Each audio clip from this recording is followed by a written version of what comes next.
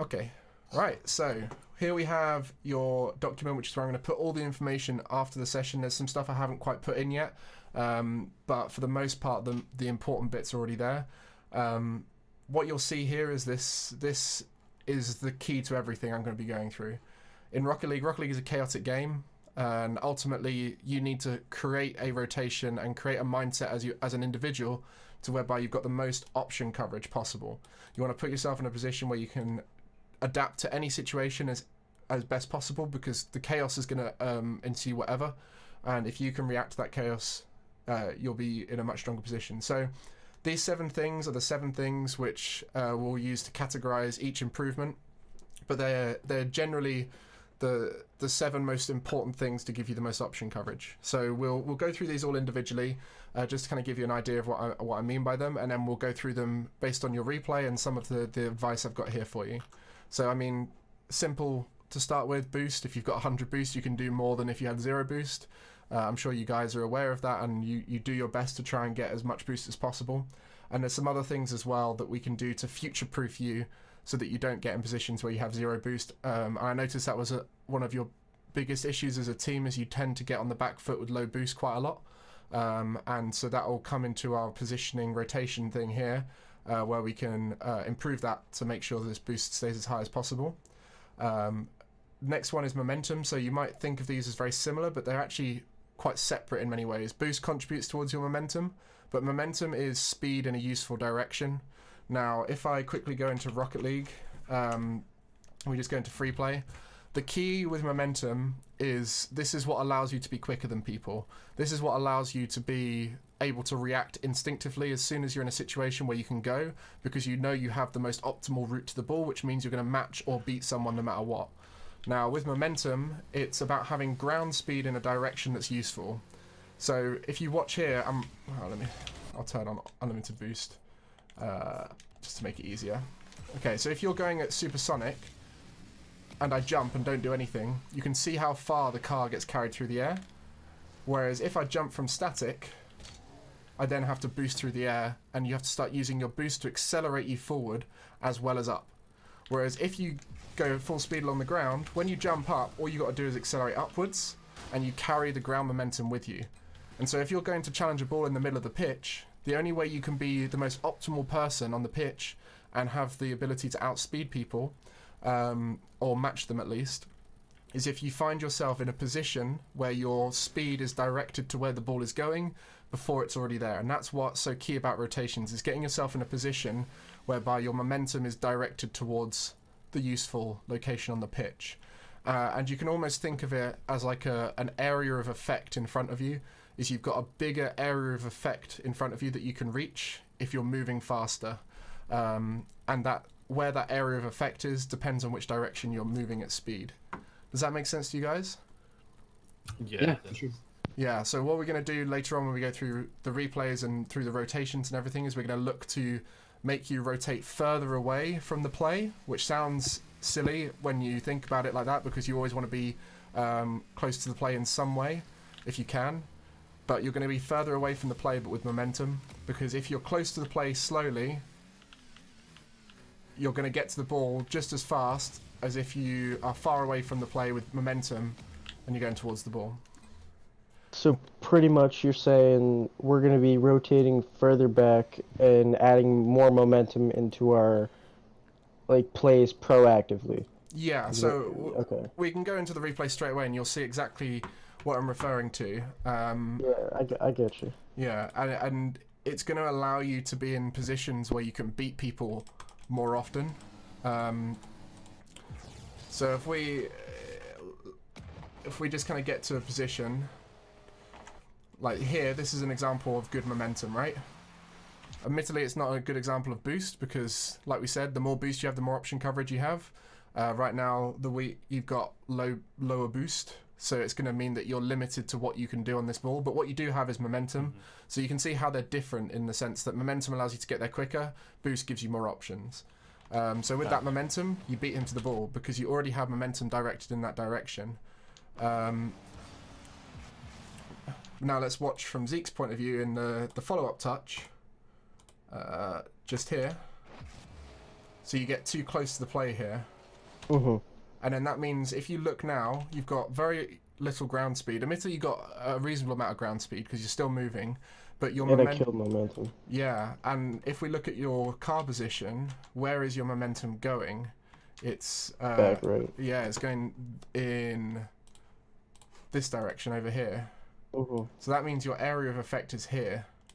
Whereas really what you want to be doing is you want to be rotating in a way whereby at this point you were here and you kind of sit yourself in this position because then your momentum's going forward. And then as soon as this touch comes out, because your momentum is already directed towards where the ball is going, and because you're deeper and you've got all of that that vision, you've got the ground momentum, you've got everything in your favor to be able to just go. And then that would have allowed you to be able to just go up to this ball, and it would have also made the mechanics of what you had to do a lot simpler, whereas what ended up happening is you had to do an aerial which was a lot more awkward. Now that brings me on to the next sections here. So we've got these two here, positioning and teammates, and I'll just kind of like reference mechanics while we're here. You guys have good mechanics. I have no doubt that if you guys positioned that little bit better, you have good enough mechanics to do what you need to do, because like you just said there, you had to do what is quite a mechanically difficult touch. This isn't simple mechanics, this is high level mechanics. You're jumping up backwards, pretty much the most efficient route to the ball, and you've managed to hit it powerfully and controllably where you wanted to. That is a high level mechanic. But what we want to be doing is not using our mechanics to salvage bad positioning or bad momentum, is we want to be using our mechanics with these things to be able to put ourselves in stronger positions. And so by rotating better, you put yourself in a position where you can use your mechanics for good, rather than rotating into a position whereby you have to use your mechanics to save yourself. Same thing with, like, if you've got 20 less boost than you could have had, you might have to then do something that's more mechanically difficult to, say, recover, or to be able to beat the person, or to be able to finish the shot. Whereas actually, if you have that little bit of extra boost, it gives you the leeway to do simpler mechanics and be able to carry on playing. So that's what the aim of these four here is, to try and utilize you guys' mechanics better. That will make sense? Yeah. So there's going to be a lot of information today, and a lot of it's going to be based around these two together, momentum and positioning. And if we just scroll down here, you can see this kind of diagram right here. This is the key to your momentum. You want to be doing big, wide, arcing movements. Now, this is a very specific scenario. This is kind of like a rotating out from the middle of the pitch scenario. This applies to all over the pitch. We want to be rotating nice and wide, big arcing movements, so that you've got lots of ground speed. And then the advantage you've got with this is at any point along this arc, you can just turn in, because you've got a lot of momentum. And as long as you're only kind of sort of like 90 degrees to the play, which if you're doing a big arcing motion you should be, then you can turn in at any of those points. Whereas if you drive with momentum directly back to the net, you might have to do a 180 turn, which is going to kill your momentum. If you cut into the play, it's a lot sharper angle, and so you haven't got that space to be able to utilize the momentum, so you'll probably have to stop. So it's all about doing those big, wide, arcing motions. Sound good? Yeah. Yes, Makes a sir. lot of sense. Makes sense. Any questions on that? I do have one. Sometimes, like, what we try and do, unless we need full boost, I think what we usually try and do is, if you look at the boost lane, instead of going outside for that corner boost, we usually just try and take the straight lane, which brings us to the back post, and then sit back post. That's what we've been trying to do. Yeah, I can see what you guys trying to do is trying to maintain boost a bit more, rather than going for that 100 every time. You've been trying to keep in the play whilst picking up pads, and that is a perfectly good mindset, and it's something that is going to work as a really good basis for your gameplay. The key to that is it all accumulates from the initial situation where you have 100 boost. Is when you've got 100 boost, it needs to be 100 boost. It needs to stay at 100 boost, and it needs to be used sparingly even when you've got 100 boost. Because if you use 100 boost and get down to 60 boost, when you rotate back in, you can pick up those pads and get to 80 boost, say, and then from 80 you can go down to 40, etc., etc. Whereas if you use 100 boost and use it all at once, that's when you're going to find you have to rotate out fully, or you have to rotate via pads and only get to 40, right? So it all builds up over time with the boost. Now, don't get me wrong, using 100 boost in one go is not an error per se. It is a valid thing to do in certain situations. I'm not trying to discourage that, but it all comes down to the efficiency with the boost. And if we watch here, this is good efficiency because you use that 100 boost. But what did you notice here? Momentum, exactly.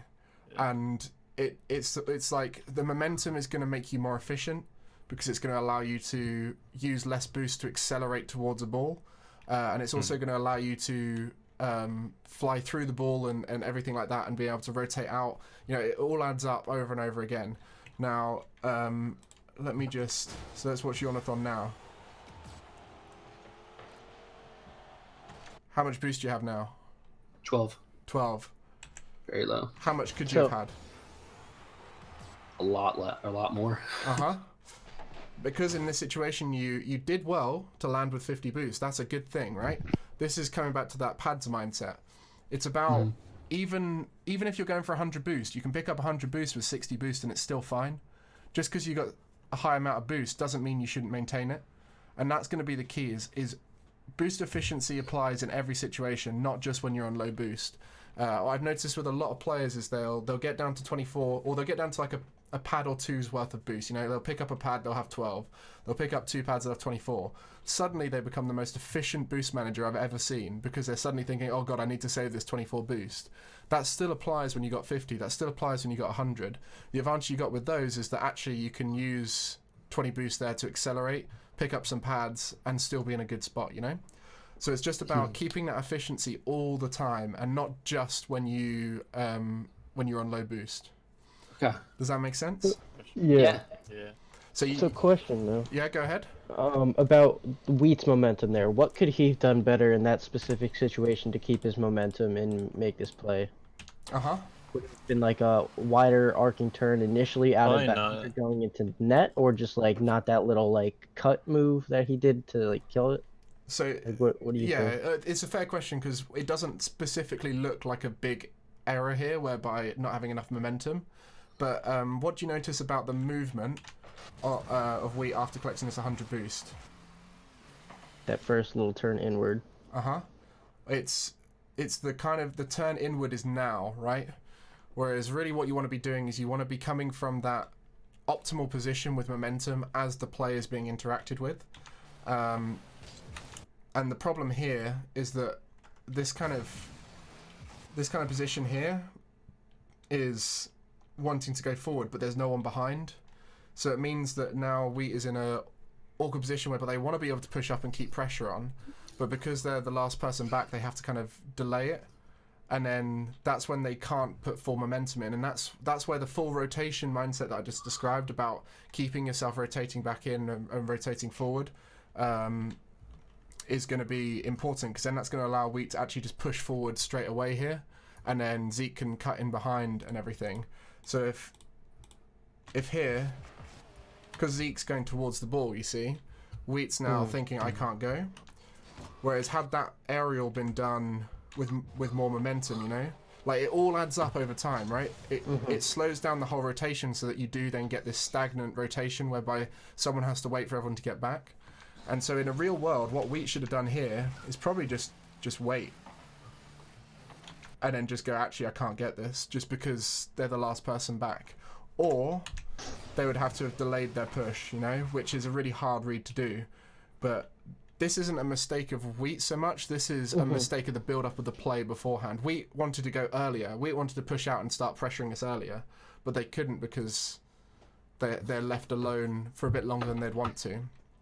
Because really what should be happening is one person should be going forward as the person's coming back behind them, and if you keep that flow going, then that's going to allow the momentum to keep carrying, whereas what will eventually happen if that doesn't happen is Wheat is going to get stagnant and have to delay the push, etc, etc.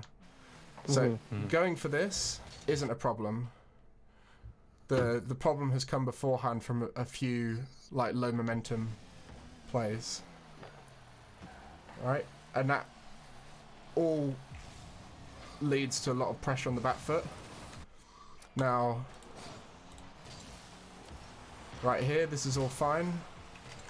But do you see now how this whole like boost thing eventually leads to the back foot? Now you've got no boost. And let's see what Yonathan's got. No boost. So we've got two ends of the spectrum here. We've got Wheat being very conservative with boost, but not being able to keep momentum up because they're having to be able to like maintain the boost to be able to keep in the play. And then the opposite is true of Yonathan and Zeke in that whole play, whereby used up a lot of boost and got down to 0. And so then there's a lot of pressure on Wheat's touches working, because otherwise you're leaving your two teammates with no boost. So this mistake, these situations, like I said, you're going to have to use your mechanics to salvage bad situations. That's just Rocket League, right? Every player has to do that. Pro players have to do that because everyone's entitled to make mistakes. Everyone's entitled to miss the ball. Everyone's entitled to use too much boost when they shouldn't have done, or miss a boost, or whatever it is. Mistakes happen. But the whole idea is you want to keep that consistent rotation to reduce the amount of mistakes and to make it as simple as possible for everyone. So the mistake here probably comes back to this situation here. So probably just have more boost than that. Yeah, and then that would have got you back earlier. And you probably would have been able to push up closer. But then equally, each of the players consequently then didn't have enough boost and momentum to get to the ball. So you see here,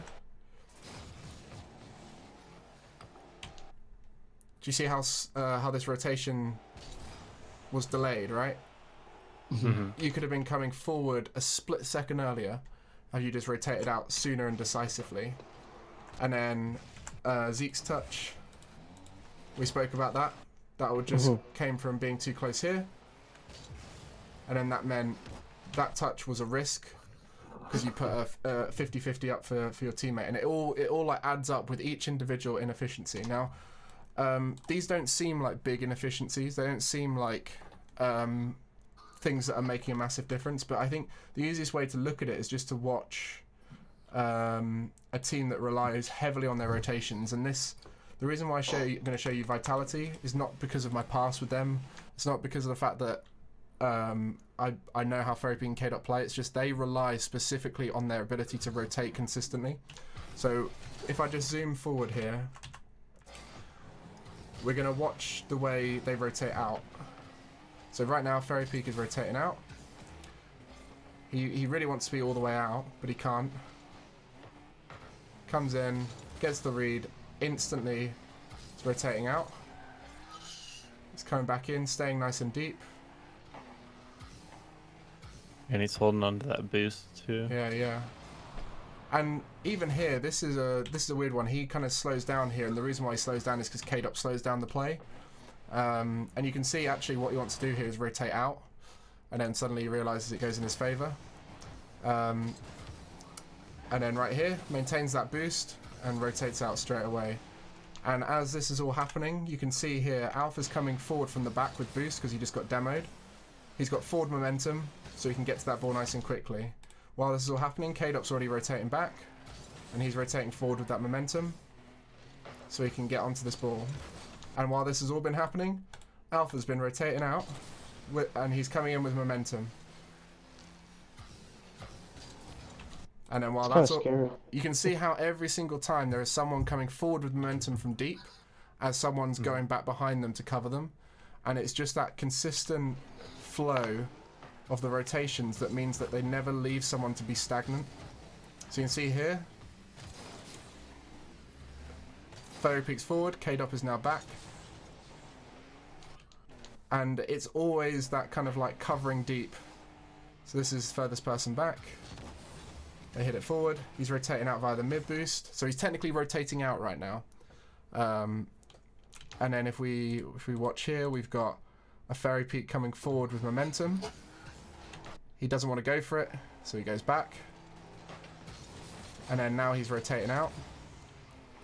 And he's coming back in.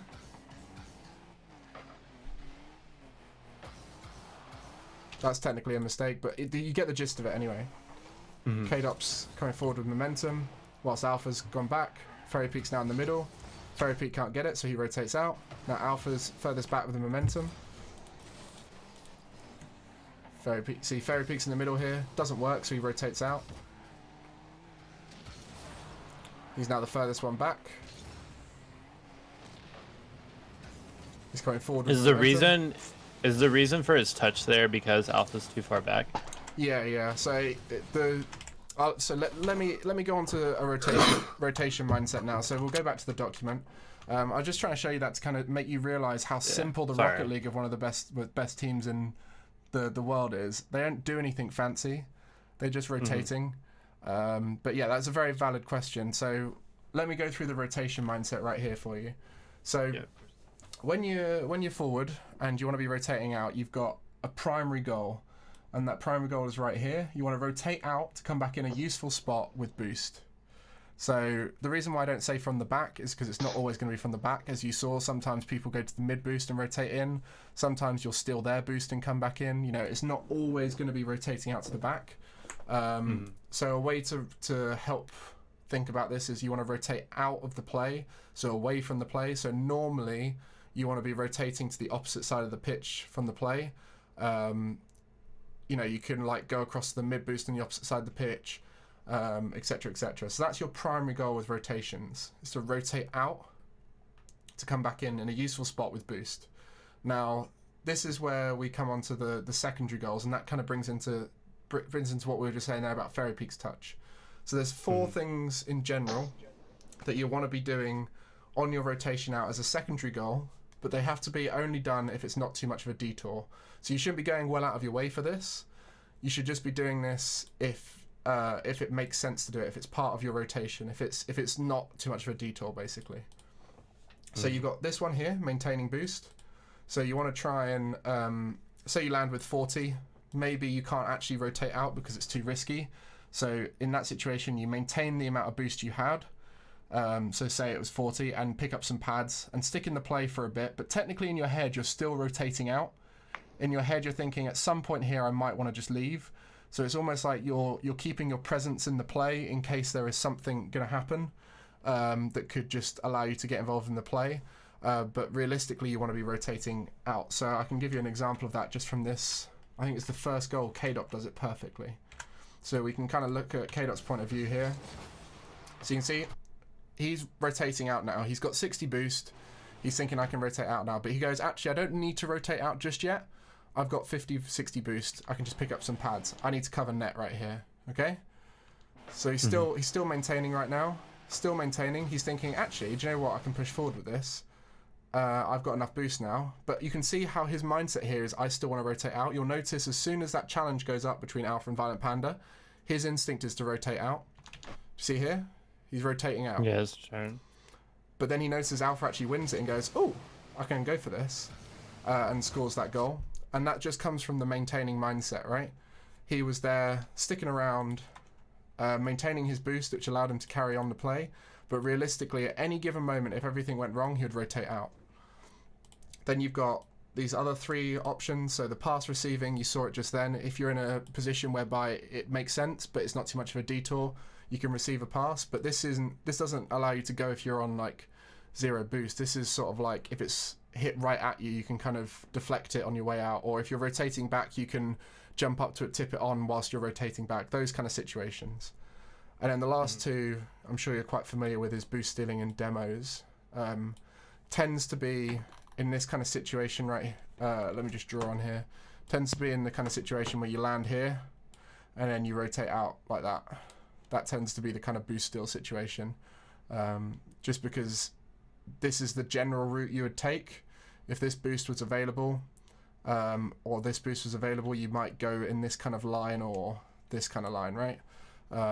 Just because, like we've described to you, you're going to have loads of momentum, and this momentum is going to carry you through here in a nice wide arcing motion that's going to bring you back into the play in a much stronger position than if you stop, try and turn around and go back this way, right?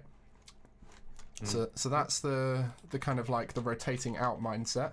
And if you rotate out decisively, it's going to help you come back in a stronger position earlier. So what have you noticed with this whole vitality play is that as soon as someone has finished their interaction with the ball, this isn't a very good passage right here. Like, as soon as someone does something with the ball, they rotate out instantly. So you can see here, K-Dot's going forward, he gets that touch, he's now rotating out. Now, I'd probably say this is a mistake going all the way back here, just because he had like 50 boost. He probably could have just maintained. But yeah, it's because he committed to that mid boost, didn't think of Yukio, and then decided to go all the way back. But you can see how he instantly rotated out, and that actually allows him to come back into the play sooner, because had he taken half a second to a second longer to rotate out, it all adds up as the game goes on. And now, what do we say about option coverage? You want to have... Oh, I've got my pen on still. You want to have boost, momentum, positioning, so that's putting yourself in a position where your momentum is useful. You want your teammates to be in a one covering, one in a strong position kind of setup if you can. Mechanics, you want to have good mechanics for the scenario you're in. You want to be grounded because it gives you more mobility, allows you to have more options. And you want, by being grounded, you have a dodge. This is basically to discourage you from double jumping up early for things that you can't get. I'll explain those a bit more later on. But yeah, so now he's in a position. I appreciate that, Tater, but not now. So now he's in a position with the best option coverage, right?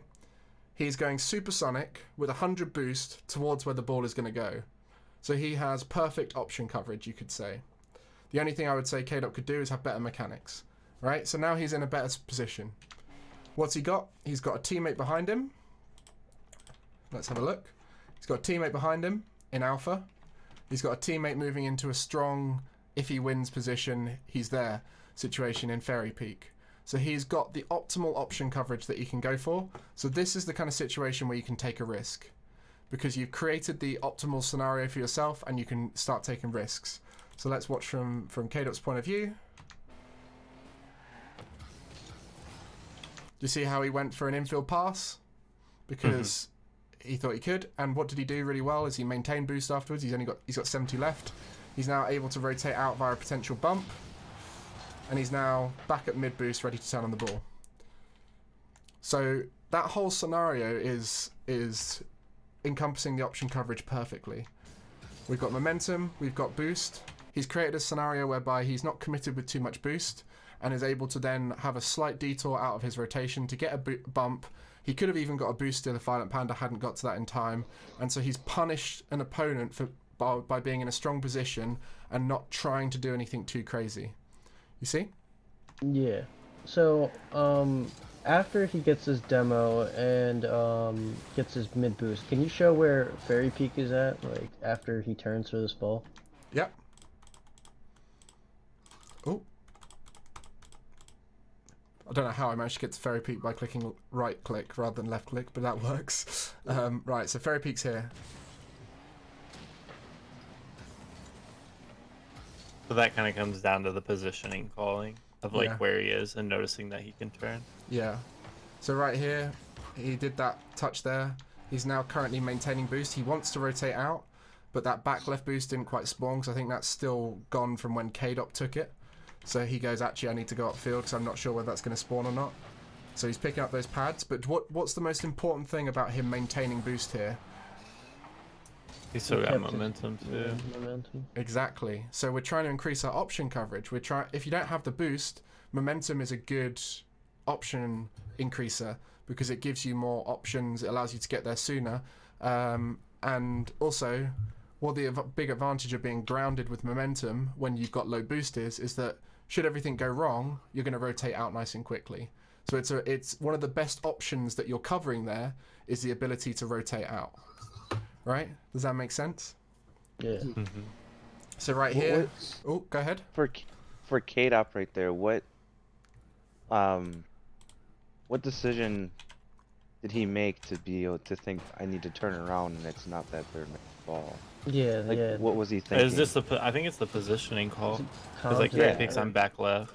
Yeah, Everything he going over trusted- it makes he sense. trusted Just Fairy Peak just stays deep. you Yeah, probably saw him. I think the key here, there's two things that happened here. One, K-Dot rotated out opposite side of the pitch to the play, and Fairy Peak rotated out same side.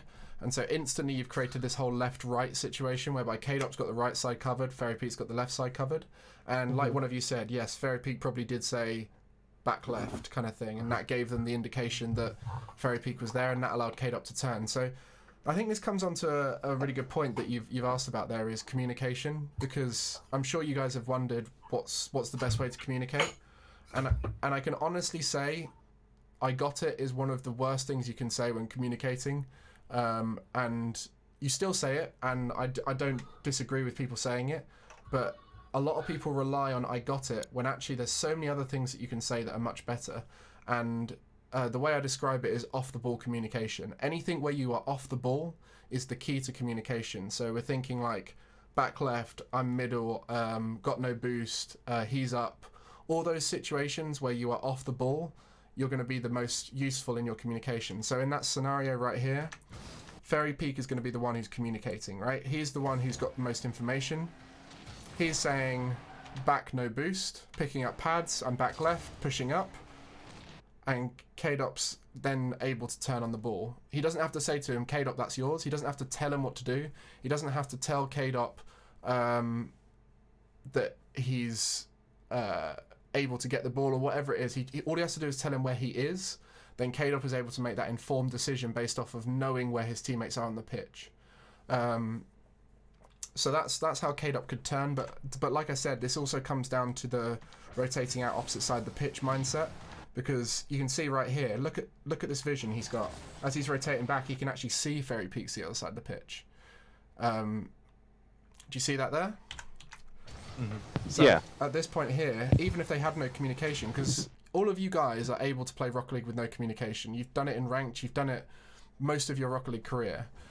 And all communication should be doing is supplementing that ability you have to play without comms, and also allow you to take risks and do things that are out of the normal to be able to take risks to potentially create goals.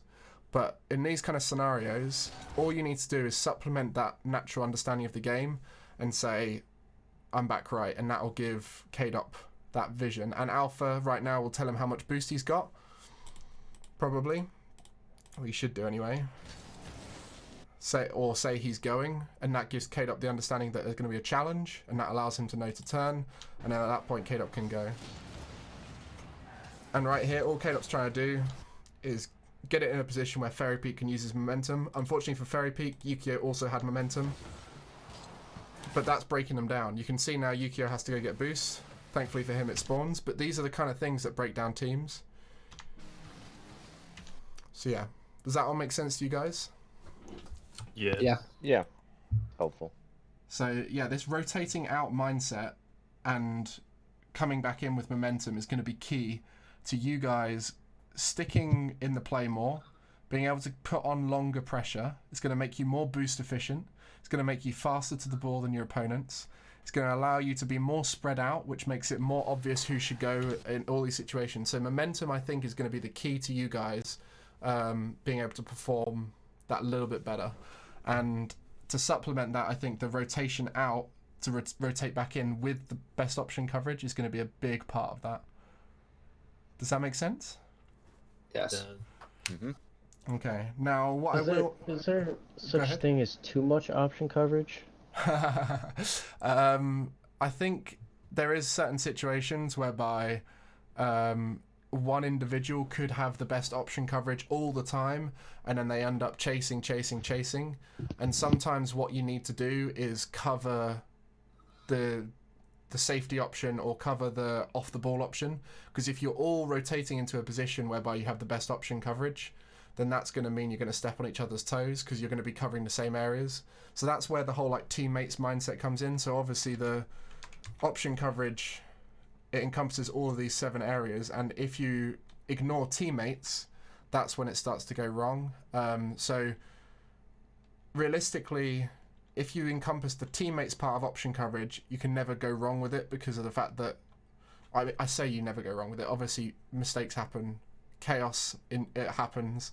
It's hard to read always where to dedicate your momentum. It's sometimes not possible to keep the amount of boost you want, etc., etc. Mechanics sometimes faults, you know.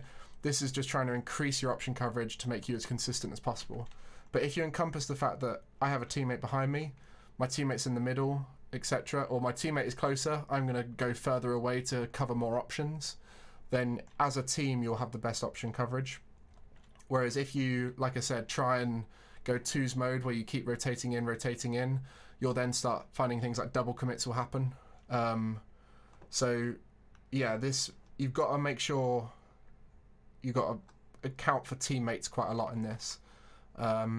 Now, a big part of that is definitely going to be, if we go back to your replay, it's going to definitely be that mindset of just rotating out is going to allow, I think, especially from what I can see, it looks like Wheat tends to have to cover behind more, whereas we want to have it a slightly more balanced rotation. So let's just get into a bulk of play. So we'll go sort of like here. So right here, okay, even before here, what do we describe about rotating out? So that's fine to go for. Like I said, you can make mistakes. You're actually fine to go for that because you had momentum for it. Maybe not quite the right amount of boost, but honestly, that's fine to go for. He just happened to be grounded on the wall, so had better option coverage. But you're fine to go for it as long as you do what to get back as soon as possible. Rotate like the wide side. Maintain boost. Exactly. You land with 20 boost, which is brilliant. And you're in this position whereby if you just rotate out straight away, nice and decisively, across the pitch, you would then be coming in from the back post with 100 boost, and it'll allow your teammates to have a nice coverage of the pitch, or your team as a whole. But because you stick around for a while, then slowly rotate back, you're now in this position, right?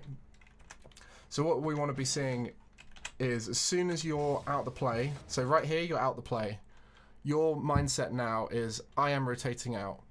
Doesn't matter like about my teammates, my job now is to rotate out as quickly and decisively as possible, and that will allow me to get into a better position with better option coverage sooner. So even if like the ball's just sitting right there and you want to touch it so bad, just leave. yeah, exactly. Like what did I say on the secondary goals? Like that comes under secondary goals, right?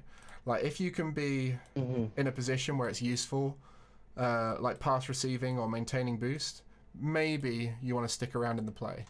But ultimately, while you're landing here, Jonathan and the Wheat are thinking, I need to get into this play because I'm coming forward from the back.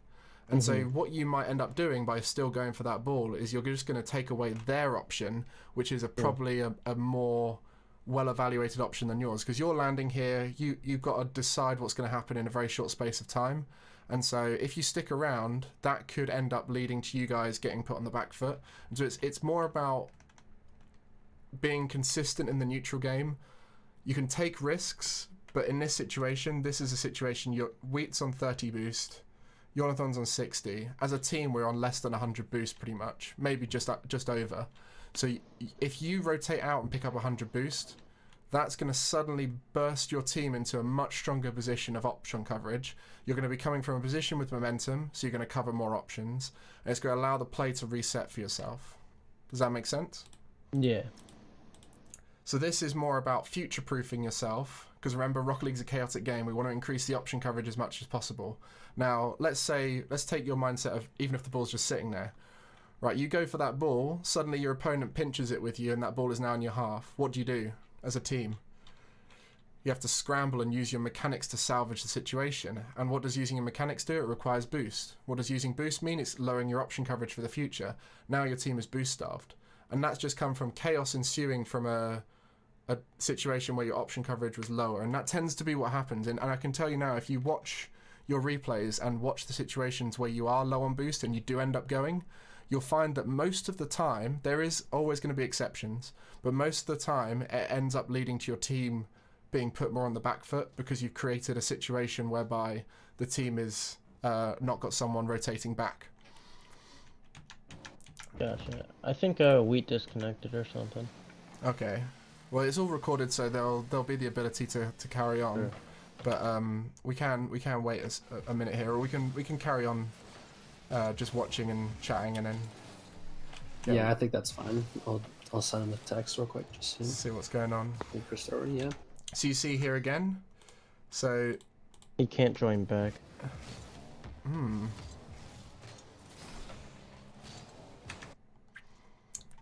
you see again here, Zeke, what happened because you stuck around in the play? So you're Yeah. still trying to stay in the play, and now Yornathon's in a position where he wants to go forward onto this, but suddenly he can't. And actually, he does go anyway, and had probably as good a shot as possible, but now suddenly this is a risky shot. Because in his head he's thinking, if I mess this up, I don't have anyone covering. Are you back now, Wheat? Yeah, I'm back. I just could run downstairs, so I was still trying to watch on my phone. So like I flipped to my phone, and then now it wouldn't let me join back. But I'm back now. Well, Yeah. welcome back. Good to see you back. Yeah, I'm sorry. That's all right. But yeah, anyway, this all just comes back to that situation, Zeke, where if you just rotated out, we as a team would have been in a lot stronger position. So you can see how rotating out is the key to getting the team in a stronger position more often. And this kind of brings me onto a really important section. Now, I'm throwing a lot of information at you guys today, and it's just because I want to make sure you get the most out of this session, because obviously you're very fortunate that you've got a coach you can follow up from here, and you've got this on record with a video. You'll have notes on it all, so you'll be able to slowly feed this into your gameplay as time goes on. But I really want to make sure I get you as much value out of this session as possible. So I'm going to bring up the two kind of key concepts for Team Rocket League compared to just like playing Rocket League in general. So you want to think of it. That's not right. That's not that image. Let me just move this over here. Upload from computer. Let's try that image instead. Okay, there we go. Okay, so this is what I call the gamble theory. The idea that every situation where the first person going forward is trying to do something with the ball that either leads to a goal or gets possession back of the ball, they're taking a risk, and so they're gambling. Now, nobody wants to gamble with low odds, so that's why we do the option coverage stuff to make our gambling as risk-free as possible. Because if you gamble with high boost, high momentum, and teammates covering behind you, and the knowledge of rotating out instantly as soon as it goes wrong, then that gamble is no longer a high-risk thing to do. It's a thing you can do that then you can go back and instantly, right?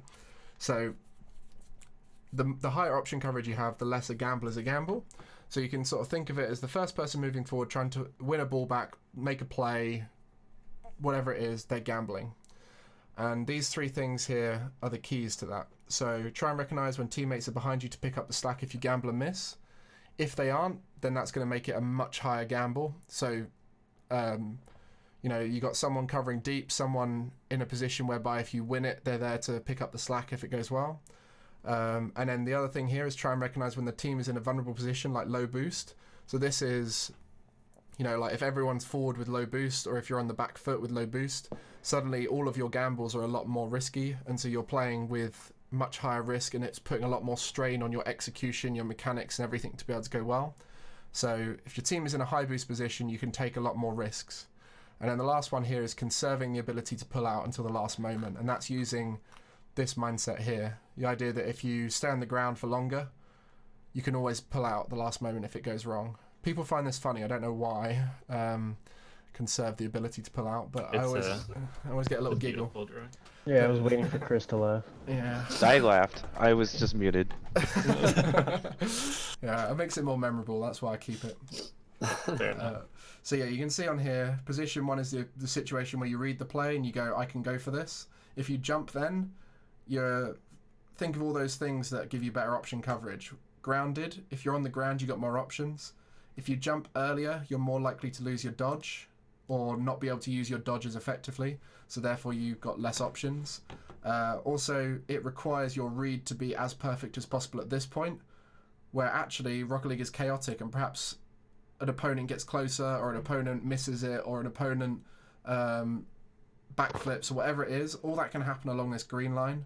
So all the way along this green line, your read of the play is going to improve because you are grounded and you have more options. And so at position 2, this is the last position where you can go for it. And actually going for it in this position is going to allow you to make the play in the most controlled way possible. And so also what I described about momentum to you guys is actually you can go along the ground here building up momentum so that when you jump, all you got to do is dedicate aerial upwards and you still get there just as quick as if you had to dedicate along here. You use less boost, everything works in your favor. So if you stay grounded and jump at the last moment, all along here, you have the option of pulling out, but you also have so many more options for the actual mechanics of what you're about to do. You're less likely to mess it up because you have a read on the ball. All of these things all add up, right? So you want to stay grounded as long as possible, and this makes your gamble a lot less of a gamble. It all kind of like improves your odds. And also just think about it here. You got a player on the opposition team who's sort of like, maybe, let's just say he's over here, right? If he jumps at this point and you jump at this point, you can read his car language and judge the challenge better. And you can even judge, actually I can't get there, so I can drive away. And then the other thing you can do is you can beat him to the ball because you've kept the cards close to your chest, so you can catch him off guard and just hit it around him, you know. So staying grounded is going to increase your option coverage in these kind of situations. This is something that's really hard to do, and actually by staying on the ground longer and jumping later, in theory it makes the mechanics of the situation a bit harder, where a lot of people are very capable of flying to the ball and hitting it like this. But ultimately, we're trying to be more optimal with our mechanics. So staying grounded, building momentum, jumping later is going to work in your favor. And if we actually just can show you a brilliant example of that, which you might not have noticed when it happened. But so Alpha here stays nice and grounded. Staying grounded here. Do you notice how he jumps after Violent Panda? I'll slow it down for you so you can see. Actually, we have to go a bit further forward. But right, he stays nice and grounded here. He actually jumps after Violent Panda, but if we fly away, what do you notice about Violent Panda? He's farther away. He's further away.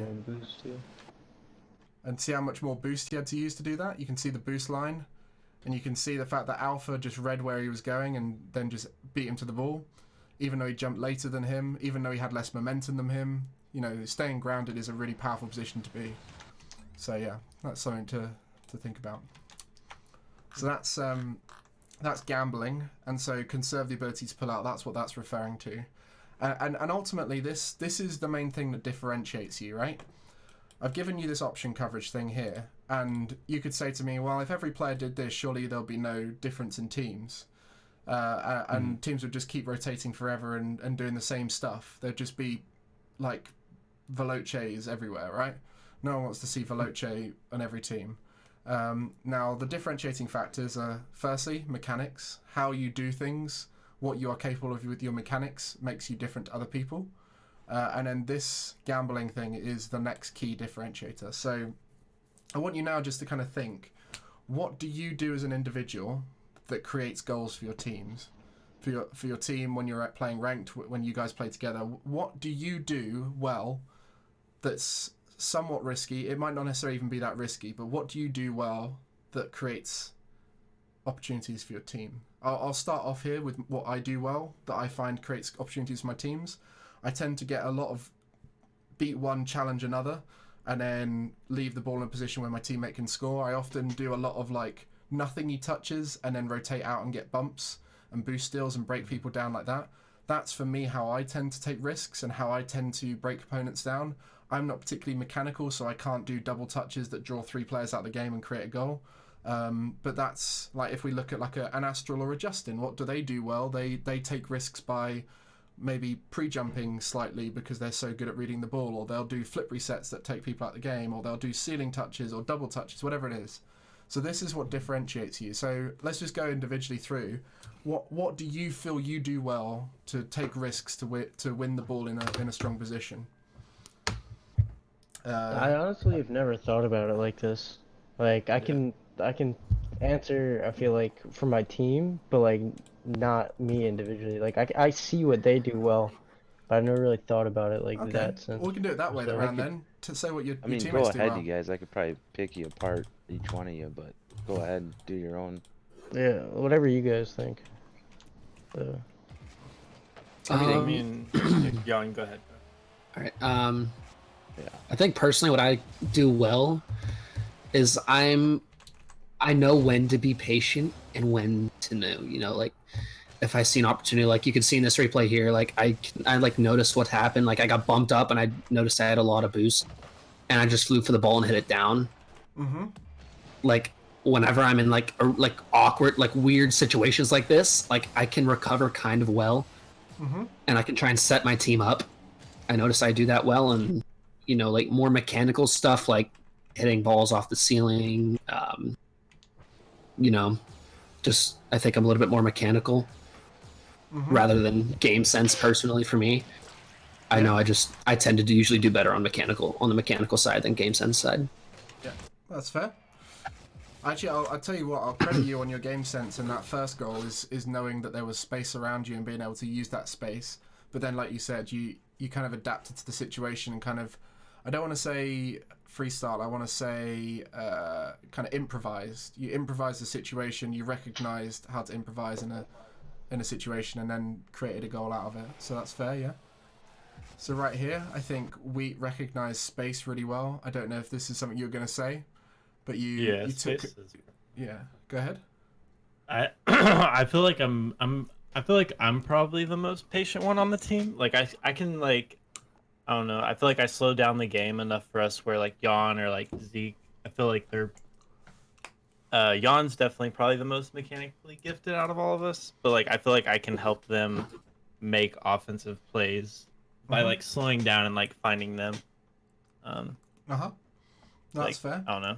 It seems like you hold yourself in quite deep positions with a lot of boost, so you can pick up on big clears of opponents and stuff like that to be able to take control like you did in that situation just there. Let's see. How did this goal happen? So this is Yawn, probably mechanical, I think. Yeah. That's a Yawn recognizing a situation and kind of improvising with it a bit, which then sets up weak. Perfect. Let's see if we can get Zeke being a gambly boy and okay. Also, like if you've got I didn't go through kickoffs because I looked at your kickoffs and they seem all right. The only thing I would say is that now you've got this rotate out mindset. The main thing I would add is, let me just put it in here. I'll add it in just below this. That rotate out mindset also applies to kickoffs really nicely for the cheat. So I didn't go through. I normally start with kickoffs, but I think I looked through your kickoffs and went, actually they're really solid. So there is things you can do to improve your kickoffs. There's things every team can do to improve their kickoffs. Ultimately, you got to think about it as winning 2 out of 3 of boost territory and control, and you'll tend to win your kickoffs quite a lot. But then this here, so I'll show you now. This is kind of like the cheats mindset that I recommend. If you are the cheat, you're aiming to take advantage of a good kickoff that sort of stays in the middle as much as possible. So you're looking here, you're moving forward, and you're trying to... Actually, that was one thing I did notice, is you guys sort of hover on the back boost on your cheat. I would recommend timing it so that you're actually more like a third of the way past that boost to the next boost, maybe even half of the way with momentum, and you'll see why when I explain this. So you kind of want to be moving into a momentumous position here. And what this allows you to do is the cheat's job is to pick up the ball if it goes into this middle diamond. If the kickoff makes the ball bounce off the wall and kind of come into a really low position in the middle diamond, that's where you try and pick it up. Another thing you can think about doing is stealing either mid boost. Try not to steal the boost of your teammate. That's so if say your kickoff taker, like the kickoff taker, let's say they're coming from this side, you're probably not going to want to... So the kickoffs come from this side, right? The cheat's probably not going to want to take this one because that's the likely place for your kickoff taker to go when they follow through. And so all you're going to do then is just boost starve your teammate. You probably want to think about either going for this boost here, boost starving an opponent at this boost, which might be the case, Or should all that not go well, you're the cheat, right? Your job is to try and cheat the ball into your possession when otherwise you don't have any read to be able to get yourself in that position. That's all that cheat means. It's putting yourself in a position where you can be next to the ball, predicting that it's going to go this sort of location. So right in this spot here, you're trying to cheat for this area in the middle of the pitch.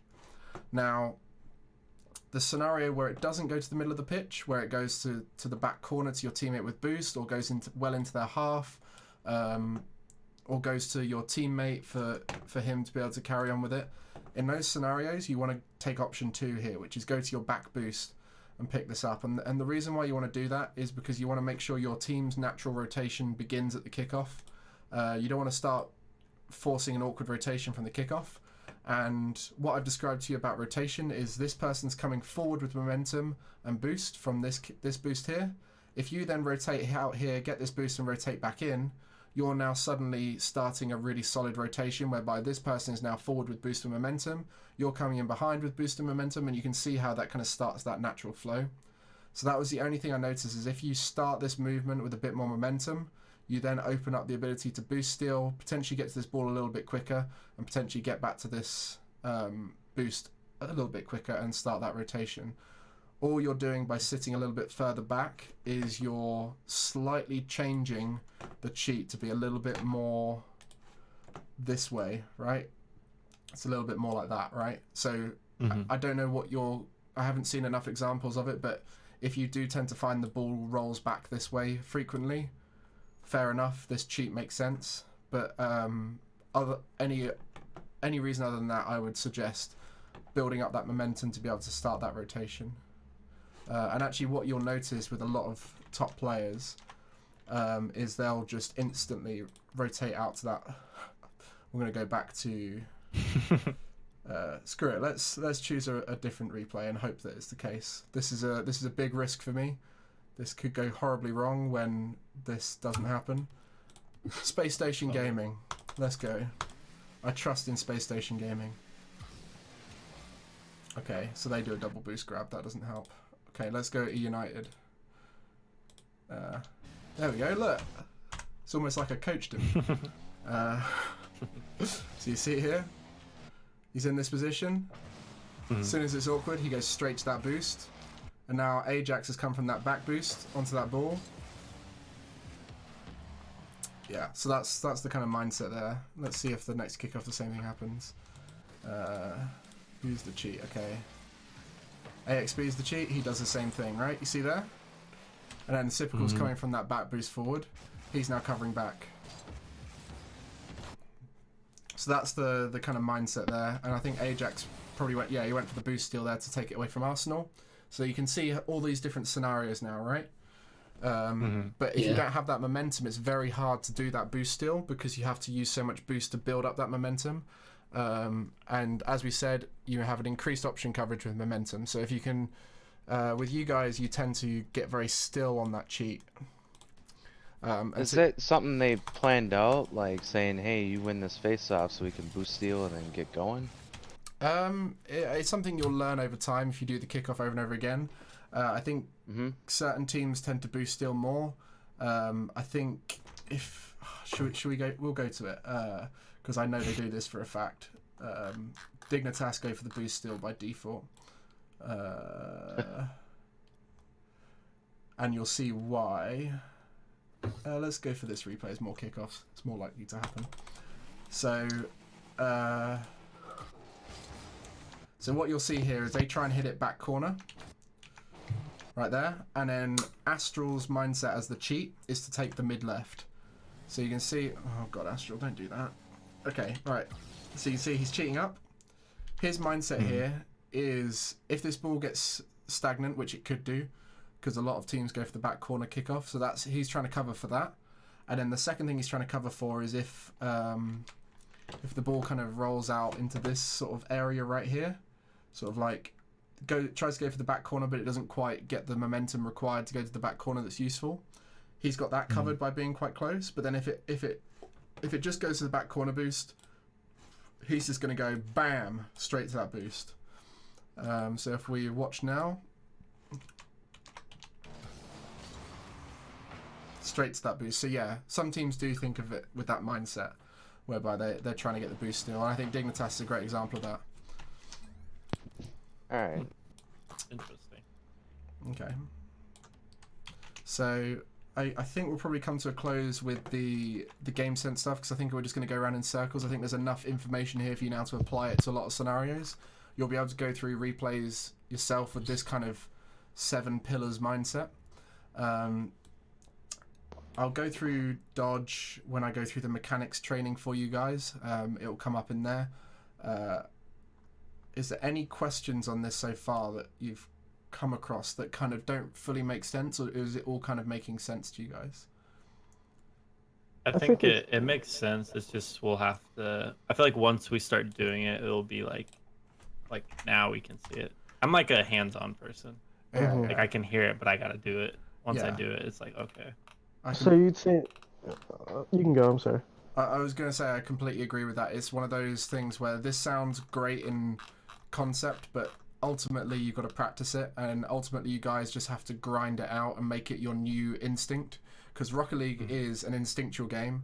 What we try and do is we try and rotate in a way and put ourselves in this option coverage optimal position as much as possible, but if you're not doing that instinctually, you're having to think too much. And I'm sure you guys are all aware that thinking Rocket League players tend to be slower Rocket League players, and if you're slower, you're not going to be as mechanically sound, you're going to lose your momentum. All these kind of things become less consistent if you're thinking a lot. So we want to try and put yourself in this position as instinct, and so that's just going to take practice, because at the moment your instinct is not to do this. So what you'll find is for a little while you'll have to consciously think about this rotating out, think about putting yourself in positions with momentum. What you might end up finding is you put yourself in a position where you should have momentum, but you don't have the momentum because you've thought about it so much. Or perhaps you'll have momentum, but you're too far forward, and then you have to kind of find that balance point. And so it does take a lot of tweaking. But what you might find, and I always read this to my students because I think it's the most beautiful example of how you'll feel after a coaching session. Here it is. I played ranked first time on main since coaching session. I went on an 8-game win streak and hit 1900 for the first time ever. This was last season, and he was really happy with that. And he goes, my mechanics feel a little worse than normal, but I have been playing a lot smarter. Forcing still feels a little weird. That's the idea of maintaining, where you have enough boost that you stick around in the play, but you don't really want to commit. You're just kind of trying to force him to do something, but you're still technically rotating out. He found that a little bit weird because he used to just go no matter what. But it's hard for him to tell sometimes when I should just challenge the ball or force a hit. So it's just that kind of like, it's hard to tell where you should be. It's hard to tell, like that kind of in uncertainty of whether you're doing the right thing, and it slows you down, but then ultimately you're still going to find it works better. Hopefully that's the goal anyway. And then, yeah, that was what I was going to mention. Sorry, I cut someone off just before I went on that little monologue. I was just gonna say, so you think like the biggest things to work on as a team would be that momentum and that rotating out? 100%, yeah. I think the rotating out thing, if we just highlight that now, this mindset right here, I think this is going to lead to more momentum naturally anyway. Because if you take longer rotations out and find yourself going away from the play to come back into the play with strong positioning, etc., you're going to find that you've driven so far away and driven back that route takes that route timing and the speed at which you do it is going to put you back into the play with momentum. Because ultimately, like this here is, you're going to be driving further but with more speed, and then that point where you turn back into the play, you're going to have vision, you're going to be able to see where you need to go, you're going to have boost, you're going to have momentum, so you're going to be able to put yourself in those positions where you have more boost, more momentum. One thing I did want to put in here, it kind of comes under momentum. Let me just put it in here below this. It kind of encompasses the boost momentum thing together. So I've just added this diagram in for you. So this kind of encompasses the two, right? So when you're the first forward, your momentum is dedicated in the best case scenario. So right here, just to kind of give you a picture of what you're seeing, This is about to be a challenge of sort, or an interaction whereby one player beats the other. Whatever it is, we don't know. It doesn't matter. The point is that you've got a player in the middle whose momentum is dedicated to the best case scenario. So right now they're going forward with momentum. So that means their kind of area of effect is here, right? So they're in that position. If the ball goes middle like that, they get it, right? And then your person who's furthest back, they are wanting to be in a position where they cover this area, right? They want to be Mr. Cleanup. They want to just take everything that goes wrong. Now, the way this has to happen is the person who's first forward needs to be pushing up aggressively, and they need to be willing to turn away as soon as it goes wrong. Remember, conserve the ability to pull out. And as soon as it all goes wrong, the first forward is going to turn away from the play as it's interacted with to go back. You remember seeing the K-Dop turning away and then turning back in, Fairy Peak turning away loads of times. That kind of mindset is what you need to do as the first forward. And the opposite is true of the person who's furthest back. They want to be turning in as the play happens. So you need to be deep enough that you can do that. So you can see here, the last back is turning into the play as this interaction's happening. And the reason why they want to do that is so that they've got the most momentum dedicated into this dangerous area, where if the ball ventures into your half and starts progressing towards your net, you're going to be on the back foot a lot here. So you want to be in this position with momentum so that you can intercept a midfield ball. Even if I've got like 20 boosts, like, you know, I was like, say I missed 100, or like both of them were gone, or like I couldn't get in the boost lane, like, Well, even with like 20 boosts, like, if you're low on boost, then you're going to have to be a little bit more careful, and that's when you're going to have to go. So remember, if you haven't quite got full boost yet, or you haven't got enough boost, that's when you got to think about maintaining boost. And when you're maintaining boost, you're still technically rotating out. You're just being a presence, right? So you'd probably, in that situation, kind of want to be a bit more conservative. And I don't know if you remember back to the replay here. Let's change replay. It's again done beautifully here with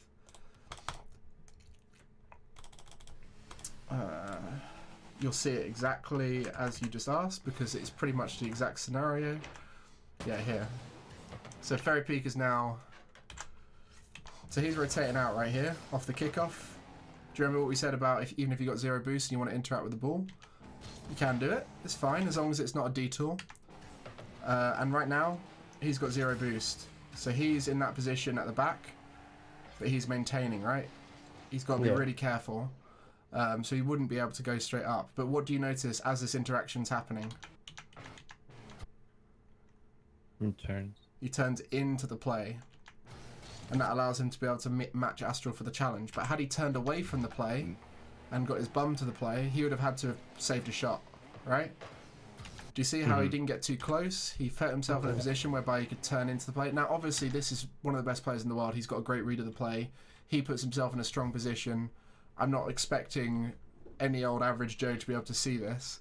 But this kind of brings up your point of the low boost. Like, he really wanted to push up and get that mid boost, but realistically he can't. So he's got to maintain boost and hold that position. And right here, K-Dop has a bloody good read of Violent Panda's touch. Fairy Peak's got it covered if it didn't happen.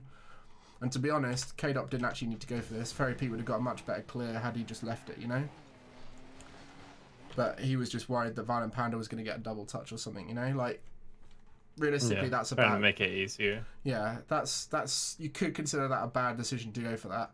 But again, no one plays optimally. If you played optimally, everyone would be the same, wouldn't they? You got to be human, and making the perfect decision at a split second is near impossible. But we're trying to put ourselves in the best positions with the most option coverage to allow us to make better decisions more often, right? So yeah, turns it into the play. Is there a way for these guys, because like in these replays, this is how they play well and have a hard time consistently. Like, this is them. Is there somewhere to start for them? Like, yeah, it leads me to my next question. Like, did you notice from individual players what they should be doing differently more often versus like one player that's already doing it kind of well? Does that make sense? Like, I'm not quite sure. For example, since we're, well, for example, I think we're all in agreement that Zeke and Jan need to rotate better getting that momentum, like you said, like you showed it to us, but it's just like maybe rotate deeper, be able to come in with momentum kind of thing, like you said.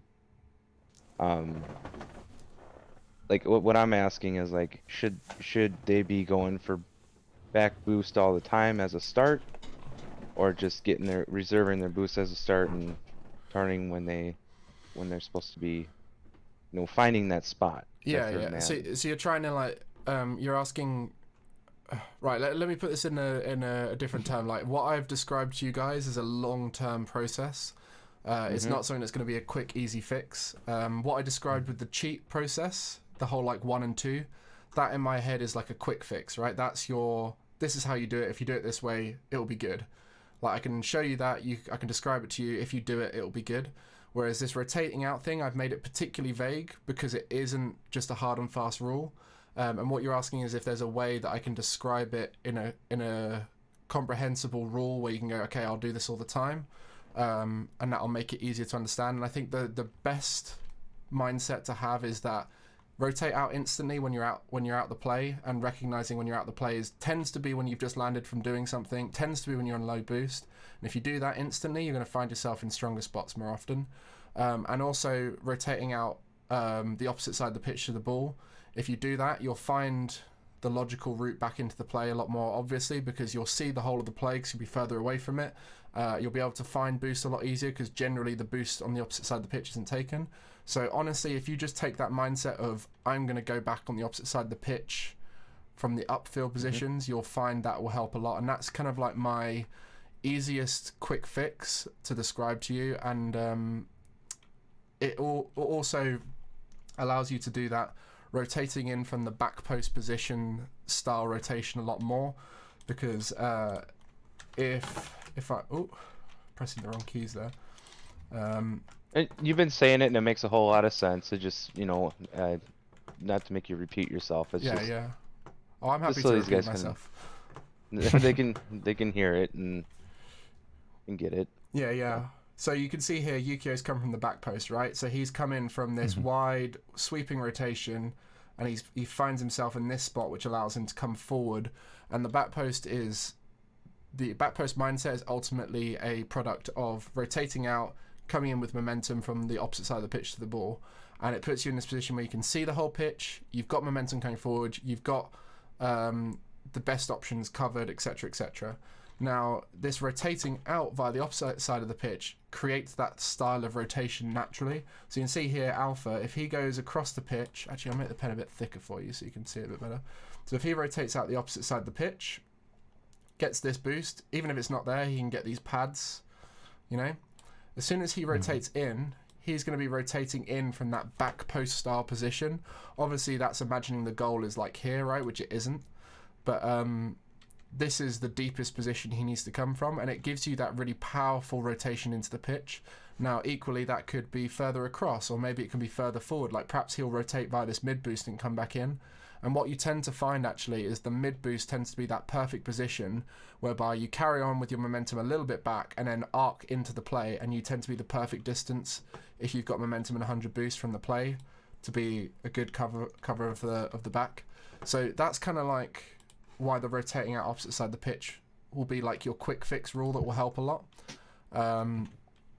But a key to that is going to be communication. Like I said, communication is to supplement your understanding of the game. So if you can say when you're back every single time, if you can say when you're low on boost every single time, it's going to help you understand when to gamble. And honestly, if you go forward with 30 boost and you think I could take a risk right now, but you hear both your teammates say I'm back or I got low boost or anything like that, and you just go, do you know what, I'm just not going to go, that most of the time is going to lead to a much stronger position long term than jumping in and trying to take a big risk.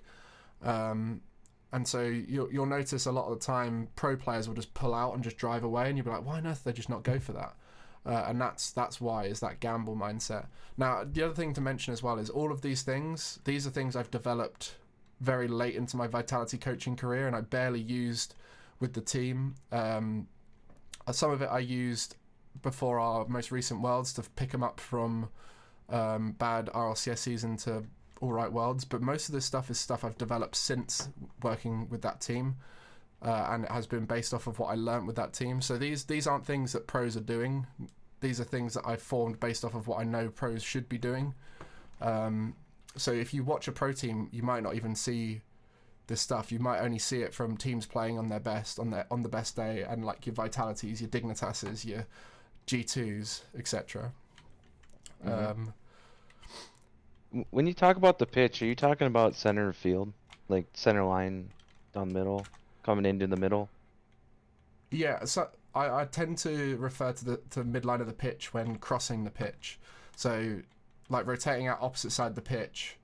Yeah, like imagine it as From like, where you are or where the ball is? okay, so this is something I think the midline of the pitch is not the midline of this to this. The midline of the pitch is the midline of the play.